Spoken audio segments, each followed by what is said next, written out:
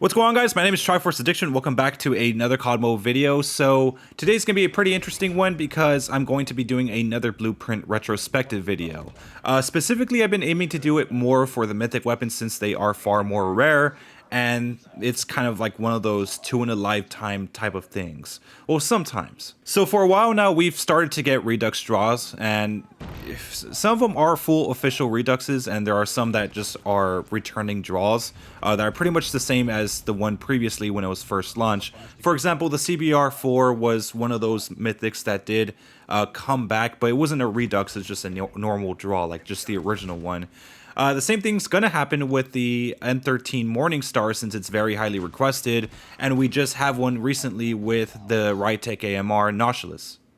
Mostly now we just get mythic or character draws, character redux draws, and they're pretty cool for the most part. Some of the, the extra epic skins that are in those draws aren't really that worth it. I mean, the Reaper Ashura wasn't really that great. I had to get it for the Man of War, but you guys pretty much get the point. They're only really making them for mythics, and right now it's already the AS VAL's turn, so I think it's gonna get it later on today or probably on Thursday night. So I personally thought it would be a good idea to make a video on the AS VAL Redux just in case some of you guys may be interested in picking it up this time around. And man, they have been pushing out draws like crazy. It kind of surprises me that they were releasing the CBR and the Rytech AMR draws before they were supposed to actually come out as reduxes. It's not really known for sure whether or not they are actually going to get their own reduxes since they've given, players a second chance to get them.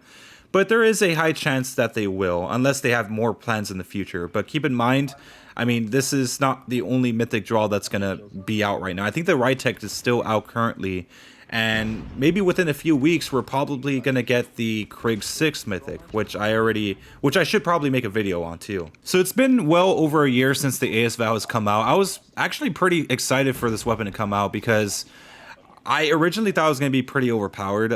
With Modern Warfare, the AS VAL was probably one of the best assault rifles in that game, so I assumed that it would perform more or less the same, and it kind of does, maybe with a slightly lower fire rate, and you have to focus on bullet speed more than anything.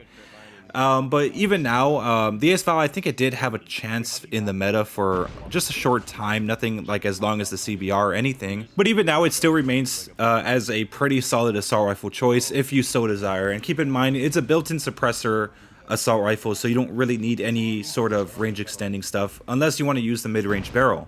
Or long shot as a perk, either way. So just so you guys know that this is probably one of my most used assault rifles. I have like one of the most kills with this one specifically. And I've always been a fan of the AS VAL throughout this entire time it's been released.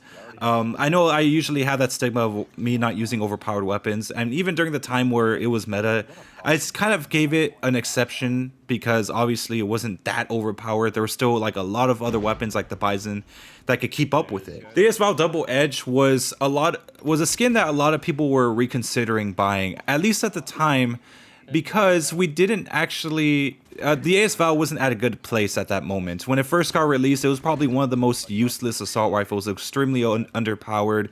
It had very good damage, but at the same time, it had extremely low bullet speed. You'd be on target, you just completely miss your shot. It was that slow. And I would say that this was probably the hardest assault rifle to get gold because I did it the hard way when it wasn't patched yet and when the bullet speed wasn't increased. So a huge amount of respect goes to those who actually did that. But getting the AS VAL Mythic, they did manage to release a patch right before the Mythic got released, and it was in very good shape now, so it made it worth buying. Even I reconsidered buying it myself because I didn't like how it was back then, but luckily COD Mobile paid attention to all of us and they made that change. So the design itself was a little bit controversial to the fans. Obviously, a lot of people were liking it, a lot of people were not liking it. Some people thought it was going to be the best at the time in terms of mythic skins, and there were others that, probably, well, just most likely didn't think so. I mean, for me, it's a pretty average mythic in today's standards, but before, I mean, yeah, it was a sight to behold because there weren't skins that looked as good as this. But, since mythics have adapted over time, this one's a lot more subpar now. It's very rare to find someone with this mythic skin. It was very common back then, but of course with more mythic skins and just legendaries coming out and the meta shifting all over the place, Obviously, you're not going to see this very often. It's very, very rare, but a lot of my friends do have it, the ones that are more dedicated to the game. Keep in mind, not everyone that plays this game is dedicated, so I don't expect everyone to have it. But I know there are still people out there that kind of regret not buying this skin, and that's why I'm making this video, obviously. Around Season 8 of last year, that's when the skin got better, because now at that point you were able to apply camos. And it got better recently as well, because you could apply tournament camos on them. Unfortunately, like I said, with the Ether Crystal and Polychromatic, you don't really get the Parallax effect if you're on like Ultra Frame. So unfortunately, we're still going to have to wait to see like the full beauty of those camos. So like with Red Sprite and Glacial Ripple, I mean, they still look pretty good on the skin. But Ether Crystal is on another level, honestly. So buying it, obviously, it's very, very expensive. Unless, like, by some miracle, you guys get lucky in the draw and get it, like, in your first or, like, third try or something. It's going to be pretty expensive. And keep in mind, it's not really worth... I know a lot of you guys are going to ask me this. Is it worth upgrading to the max? Obviously, it's not, because there's no... You don't get any medals and any, like, badges or any, like, frames for, you know, upgrading it to the max. The attachments are very, very similar to each other, so again, it's not really worth it unless you just want to go halfway or something, but even then, you don't have to upgrade it at all.